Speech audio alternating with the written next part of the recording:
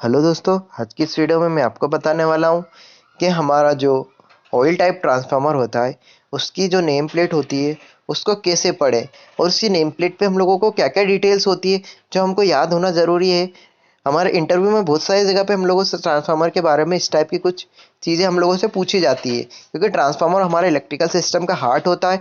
तो हम लोगों को ये बेसिक थिंग्स हमारे ट्रांसफार्मर के बारे में जानना बिल्कुल ज़रूरी होता है। तो चलिए दोस्तों, शुरू करते हैं इस अमेजिंग वीडियो को।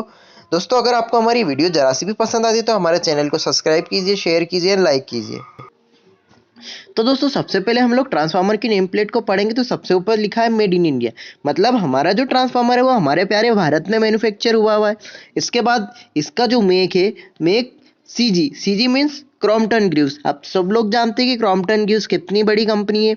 ठीक है, तो हमारे ट्रांसफर की मदर कंपनी है सीजी। ठीक है, इसके बाद दोस्तों सबसे पहले हमारा जो ट्रांसफार्मर है इसकी वाइंडिंग के बारे में सबसे ऊपर हमको डिटेल में दिया हुआ है, कॉपर वाउंड ट्रांसफार्मर। ठीक है, कॉपर वाउंड ट्रांसफार्मर का मतलब होता है कि हमारे जो ट्रांसफार्मर की वाइंडिंग है वो हमारी कॉपर के वायर से बनी होती है। ठीक है दोस्तों, तो इसके बाद दोस्तों हम लोग इसके नीचे आते हैं और देखते हैं इसकी केवीए रेटिंग। केवीए रेटिंग क्या होती है दोस्तों? हमारे जो ट्रांसफार्मर की जो रेटिंग है वो ज़्यादातर केवीए में होती है, किलो वोल्ट एम्पियर में। ठीक है, तो जो हमारा ट्रांसफार्मर है वो 2000 केवीए का है। मतलब इसका जो फुल लोड है वो 2000 केवीए होगा। ठीक है, इसके बाद दोस्तों हम लोग अगले टॉपिक पे आए तो इसका अगले पार्ट से वोल्ट। तो वोल्ट्स दोस्तों हम लोगों को नो लोड पे दिया हुआ है।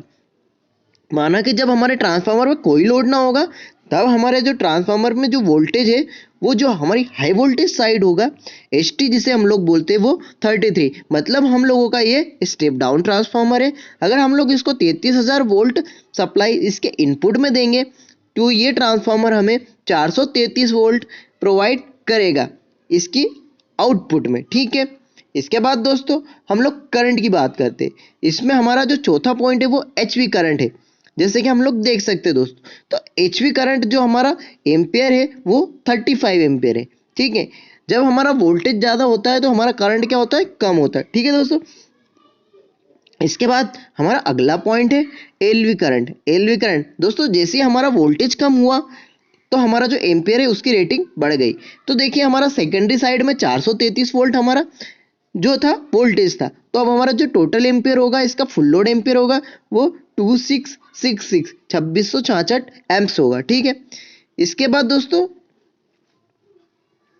इसका जो एलवी करंट है, ठीक है, वो कितना होगा, 2782.4।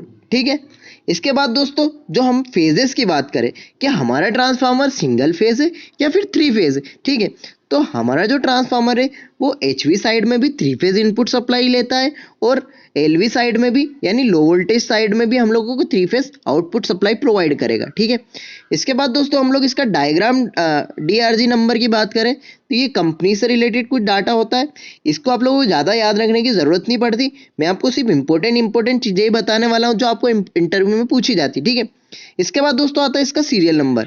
सीरियल नंबर इसलिए इंपॉर्टेंट है, अगर हमारे ट्रांसफार्मर से रिलेटेड कोई भी हमारा पार्ट खराब हो जाता है तो दोस्तों हम लोगों को उसको वापस बुलाने के लिए हमारा जो ट्रांसफार्मर है उसके हमें सीरियल नंबर देने की आवश्यकता होती है। तो हमारा जो ट्रांसफार्मर का सीरियल नंबर है वो DT3849 है। ठीक है, इसके बाद दोस्तों हम लोग इसका इंसुलेशन लेवल की बात करें तो दोस्तों इंसुलेशन लेवल से मतलब होता है कि हमारा जो वाइंडिंग होती है, ठीक है, तो उसका जो इंसुलेशन कितना हमारा होता है। ठीक है, तो इसका है हमारा 170 डिग्री सेंटीग्रेड। ठीक है, और इसका दो टाइप में दिया हुआ है, एक 170 है, एक 70 है। ठीक है, ऐसे ही हमारा एलवी टर्मिनल्स का भी दिया हुआ है, एक का 3 दे रखा है और दूसरे में कुछ भी नहीं है। ठीक है, तो ये आपसे ज़्यादा पूछा नहीं जाता इंटरव्यू में। आपसे क्लास पूछी जरूर जा सकती है कि कौन से क्लास की इंसुलेशन आपके ट्रांसफार्मर की वाइंडिंग हो रखी है। ठीक है, अब हम लोग आगे बात करें तो आपसे ये जरूर पूछा जाता है कि आपका ट्रांसफार्मर का टाइप ऑफ कूलिंग क्या है। तो टाइप ऑफ कूलिंग दोस्तों इसका ONAN है। अब उसने बता दिया कि चलो बताओ मुझे ONAN का फुल फॉर्म क्या होता है। तो O से ऑयल, AN से नेचुरल, A से एयर, N से नेचुरल। ठीक है दोस्तों, ये आपको बिल्कुल समझ आ गया होगा। इसके बाद हम लोग इसकी फ्रीक्वेंसी की बात करें। हमारा जो इंडिया का फ्रीक्वेंसी है वो 50 हर्ट्ज है। ठीक है दोस्तों, तो जो हमारी मैक्सिमम डिवाइसेस जो इलेक्ट्रिकली यूज होती है इंडिया में, उसकी फ्रीक्वेंसी 50 हर्ट्ज है। तो आपसे पूछे तो आप बिल्कुल आसानी से उनसे बता दें कि हम लोगों की जो फ्रीक्वेंसी है वो 50 हर्ट्ज है सर, ठीक है। इसके बाद दोस्तों सबसे इंपॉर्टेंट क्वेश्चन आता है इम्पीडेंस। वो आपसे इम्पीडेंस के बारे में आवश्यक रूप से पूछेंगे अगर आपसे ट्रांसफार्मर के बारे में पूछ रहे हैं। तो दोस्तों ट्रांसफार्मर का इम्पीडेंस क्या होता है कि जो हमारा लॉसेस ऑफ वोल्टेज होता है, ठीक है, कितना होता है, कितना परसेंटेज होते हैं, ठीक है। तो ये हमारा 6% तक के इम्पीडेंस होता है ट्रांसफार्मर का, ठीक है। उसके बाद वो आपसे लॉसेस के बारे में पूछेंगे, ठीक है, कि नो लोड पे लॉसेस कितने हैं और लोड पे लॉसेस कितने हैं, या फिर आप इसको कैसे दिखाओगे। तो ये जो लॉसेस होते हैं वो हम लोग वाट में देते हैं, ठीक है। काय में देते हैं? वाट में, कि सर 500 वाट, 1000 वाट, जो भी आपके लॉसेस हो रहा है, ठीक है, वो आपका इनपुट प्लस आउटपुट जो उसका फॉर्मूला है आप उसके आसानी से निकाल सकते हैं। इसके बाद इसका वेक्टर सिंबल ये आपसे जरूर पूछ लेंगे, ठीक है, कि भाई DYN11 का मतलब क्या होता है। तो DYN11 का मतलब होता है कि जो इसकी वाइंडिंग है हमारी, वो प्राइमरी वाइंडिंग हमारी डेल्टा में है, ठीक है, सेकेंडरी वायरिंग हमारी स्टार में, ठीक है। तो डी जो हमारा DYN का मतलब होता है डी से डेल्टा, YN से मतलब होता है कि हमारा स्टार कनेक्शन है और 11 इसका कोड है, ठीक है। मतलब कि हमारा प्राइमरी वाइंडिंग जो है वो हमारी डेल्टा है और सेकेंडरी वाइंडिंग हमारी स्टार है, यानी कि हम लोगों ने एक कॉमन पॉइंट यानी न्यूट्रल लिया है, ठीक है, और हमारे सर्किट में आगे बढ़ा दिया है, ठीक है। उसके बाद हमारी जो कोर एंड वाइंडिंग का वेट, कोर एंड वाइंडिंग का वेट कितना है। तो दोस्तों 3990 हमारी जो कोर है एंड वाइंडिंग, सिर्फ इन दोनों का वेट ही 3990, ठीक है। उसके बाद आपसे पूछ लेंगे कि भाई आप केजी में आपके जो ट्रांसफार्मर है, आपका 2000 केवीए का ट्रांसफार्मर, इतना कितना केजी का हमारा ऑयल डाला हुआ है। तो 2915 किलो आपके ऑयल डाला हुआ है, ठीक है। और आपका जो टोटल ट्रांसफार्मर का वेट हो गया वो आपका 11200 किलो हो गया, ठीक है। इसके बाद आपसे ये भी क्वेश्चन पूछ लिया जाता है कि अगर आपका 2000 केवीए का आपका ट्रांसफार्मर है तो आपके ट्रांसफार्मर टैंक में कितना लीटर आप ऑयल डला हुआ है, ठीक है। तो ये हमारा 3350 यानी 3350 लीटर इसमें ऑयल डला हुआ है, ठीक है। इसके बाद दोस्तों हमारा जो ट्रांसफार्मर होता है उसका ईयर ऑफ मैन्युफैक्चर होता है कि हमारा ट्रांसफार्मर कौन से साल में बना हुआ है, ठीक है। तो ये हमारा 2013 में मैन्युफैक्चर हुआ हुआ ट्रांसफार्मर है। ये मैं आपको बहुत बेसिक इन्फॉर्मेशन दे रहा हूँ ट्रांसफार्मर के बारे में, ठीक है दोस्तों। इसके बाद दोस्तों हम लोग इसका सबसे मेन जो पार्ट होता है उस पर आते हैं, इसका जो टेम्परेचर राइज है, ठीक है। टेम्परेचर राइज से मतलब है कि जो नॉर्मल एम्बिएंट टेम्परेचर है उससे कितना बढ़ सकता है, ठीक है, ठीक है दोस्तों।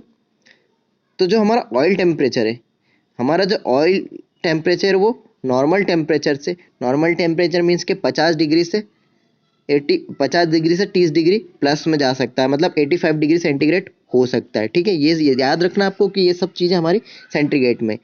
इसके बाद दोस्तों एवरेज वाइंडिंग टेम्परेचर राइज, ठीक है, मतलब कि जो आपकी वाइंडिंग है वो मैक्सिमम कहाँ तक के आपका जो टेम्परेचर है उसका राइज हो सकता है, ठीक है, वाइंडिंग टेम्परेचर का, तो वो आपका 40 डिग्री सेंटीग्रेड हो सकता है।